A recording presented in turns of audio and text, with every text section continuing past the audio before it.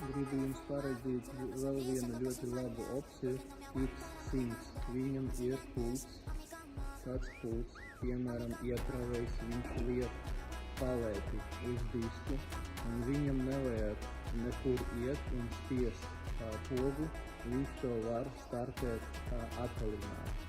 Spiežam on, un aparāts sāk strādāt automatiski.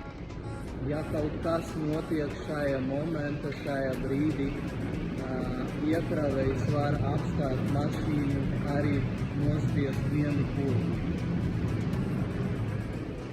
Viņš nospiest vienu pogu un aparāts apstājas.